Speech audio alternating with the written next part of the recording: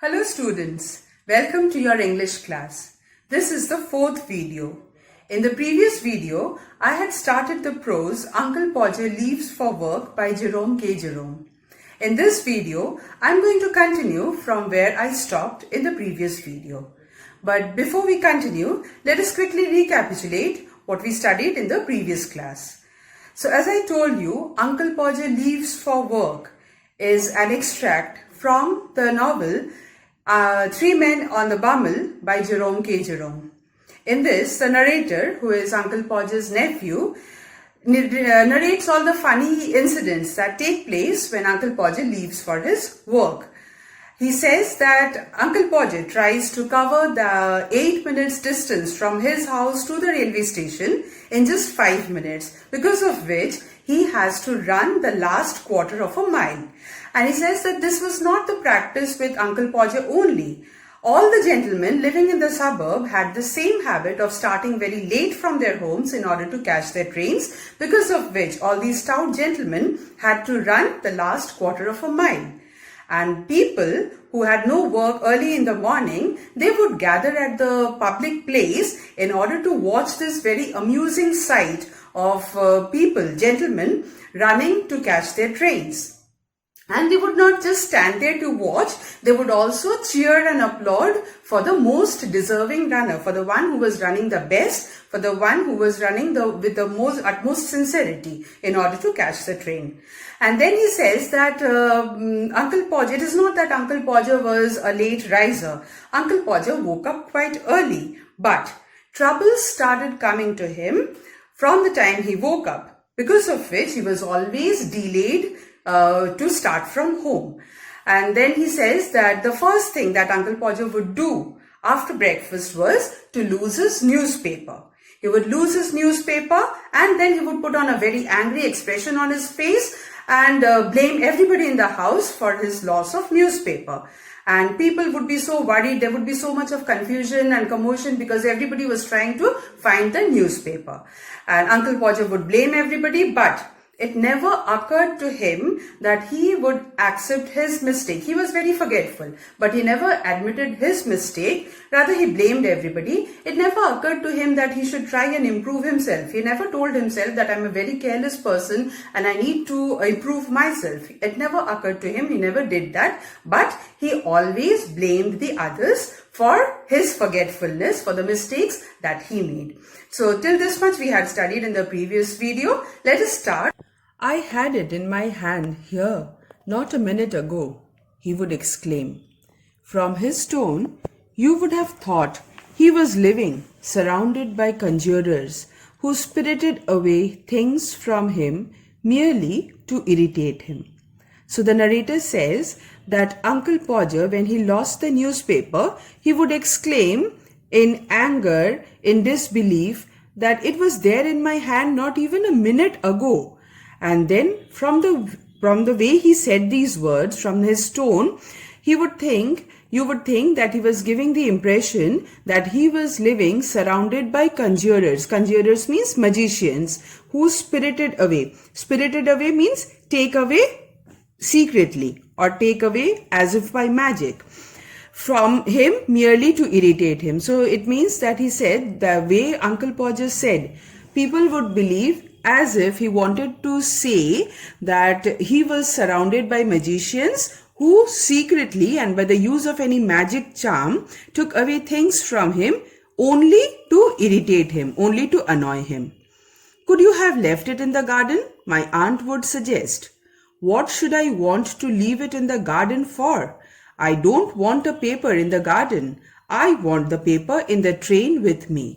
And then Aunt Podger, seeing that Uncle Podger was so disturbed, would suggest that maybe you have left it in the garden. Uncle Podger would get more annoyed with this suggestion and he would say, why should I leave the newspaper in the garden? I don't want it in the garden. I want the paper with me in the train. Here somebody would explain, what's this? And hand him a paper from somewhere neatly folded. I do wish people would leave my things alone, he would growl, snatching at it savagely. He would open his bag to put it in, and then, glancing at it, he would pause, speechless with a sense of injury. And then when all were looking for the newspaper, somebody would find the newspaper and would come with it and say, "What is this?" and hand him the newspaper. And Uncle Podger would snatch away the newspaper savagely. Savagely means violently or in anger, in an uncontrolled manner. He would snatch away the paper angrily and would shout at him, saying that I just want people to leave my things alone. I do not want people to take my things. And then he would open his bag so as to keep the newspaper inside his bag. And then glancing at it, glancing means seeing or looking. And then he would look at the date and he would pause, speechless with a sense of injury. He would not speak because he was hurt. And what was that injury? "What is the matter?" my aunt would ask. "The day before yesterday's," he would answer, too hurt even to shout, throwing the paper down upon the table. If only sometimes it had been yesterday's, it would have been a change, but it was always the day before yesterday's. And then when Aunt Podger saw that Uncle Podger was hurt, was injured, then she would ask what the matter was. And Uncle Podger would say, "The day before yesterday's," that is the paper, he had seen the date and the paper was of day before yesterday's. And here very humorously the narrator says that it would be a change if it sometimes was yesterday's, but the newspaper was never yesterday's and always the paper would be day before yesterday. So here's a humor, something funny that the writer wants to incorporate here. But it was always the day before yesterday's. We would find it for him eventually, finally, the newspaper would be found. As often as not, he was sitting on it. And then he would smile, not genially, but with the weariness that comes to a man who feels that fate has cast his lot among a band of hopeless fools. All the time, right in front of your noses. He would not finish the sentence. He prided himself on his self-control. And then finally, they would find the newspaper for Uncle Podger. And where was it found? Uncle Podger would be sitting on the newspaper. And when it was found and it was handed over to him, he would smile. Not genially. Genially means cheerfully. It was not a cheerful smile that he would give, but there was weariness, tiredness that could be seen in his smile. That was evident in his smile. And what was that tiredness for?